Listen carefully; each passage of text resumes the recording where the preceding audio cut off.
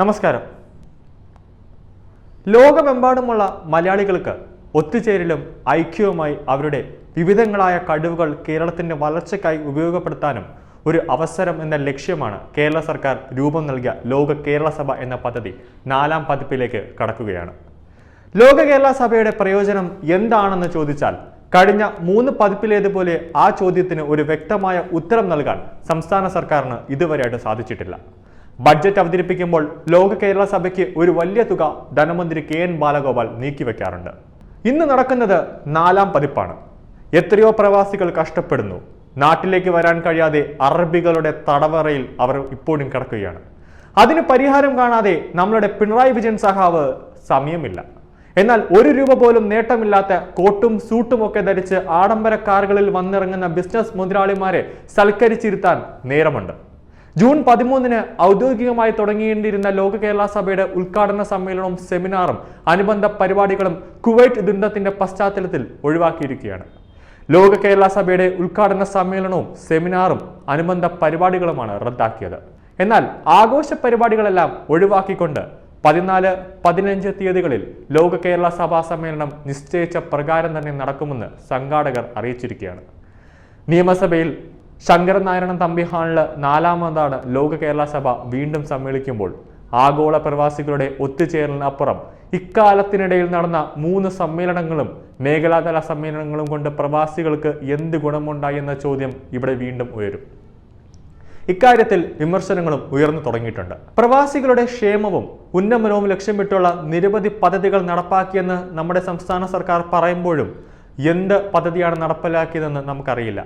ഒരു ബിസിനസ് കൂട്ടായ്മയ്ക്കുപരിയായി ലോക കേരള സഭയ്ക്ക് വളരാൻ സാധിച്ചിട്ടില്ല എന്ന സമൂഹ നിരീക്ഷകരും പ്രതിവാദം ഉന്നയിക്കുന്നുണ്ട്.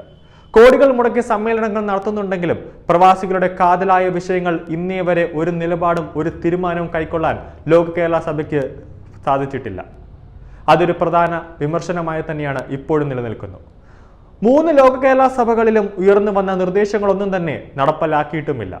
ചില നിർദ്ദേശങ്ങൾ നടപ്പാക്കാനുള്ള ശ്രമങ്ങൾ തുടരുകയാണെന്നാണ് ഇതുമായി ബന്ധപ്പെട്ട സംഘാടകർ തന്നെ വിശദീകരിക്കുന്നത്.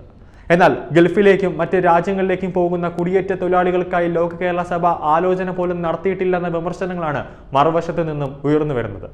ഇക്കുറി 351 അംഗങ്ങളാണ് സമ്മേളനത്തിൽ പങ്കെടുക്കുന്നത്. കഴിഞ്ഞ തവണ ഉൾപ്പെടുത്തിയ ഒരു തൊഴിലാളി വനിതയും ഇത്തവണ ഉൾപ്പെടുത്തിയ പ്രവാസി ഡ്രൈവറും ഉൾപ്പെടെയാണ് അംഗങ്ങൾ.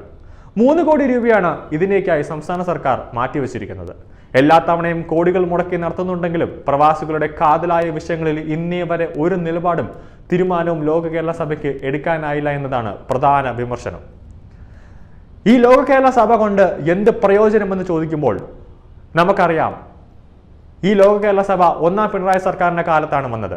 കേരളത്തിൽ എന്തുകൊണ്ട് വിദേശത്ത് നിന്ന് വന്ന ഒരു പ്രവാസി ബിസിനസ് തുടങ്ങാൻ അവൻ മടിക്കുന്നു എന്ന ഒറ്റ ചോദ്യം നമ്മുടെ മുന്നിലുണ്ട്.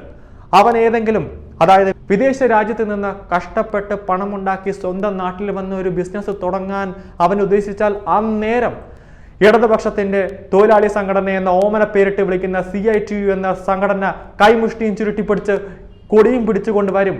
അവനൊക്കെ മാസപ്പടികൾ അവന്റെ മുന്നിൽ കൊണ്ടുവയ്ക്കാൻ, 500-ന്റെ ഗാന്ധി നോട്ടുകളിൽ മാസപ്പടികൾ അവന്റെ മുന്നിൽ കൊണ്ടുവയ്ക്കാൻ. അത് വച്ചില്ലെങ്കിൽ പിന്നെ അവനെ ജീവിക്കാൻ സമ്മതിക്കില്ല.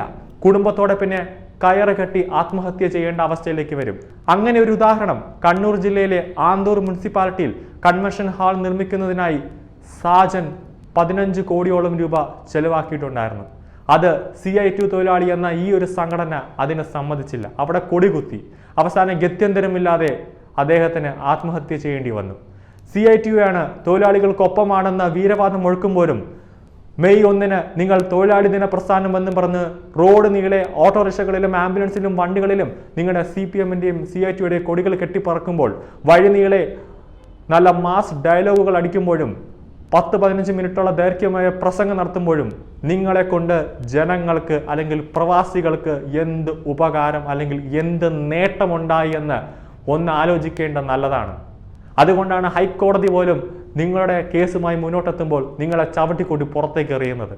ഇനി മേലിൽ ഇമാതിരത്ത CITU ചുമട്ടുതൊഴിലാളി കേസും കൊണ്ട് മുന്നിലേക്ക് വരരുത്, അവർക്കെതിരെ കർശനമായ നടപടിയെടുത്ത് പൂട്ടണമെന്ന് ഹൈക്കോടതി പറയുമ്പോഴും നമ്മളെ CITU-വിൻ്റെ അല്ലെങ്കിൽ CPM-നെ മുട്ട് വണങ്ങി നട്ടല് വളച്ചുകൊണ്ട് നിൽക്കുന്ന കുറെ പോലീസ് ഉദ്യോഗസ്ഥരുണ്ട്.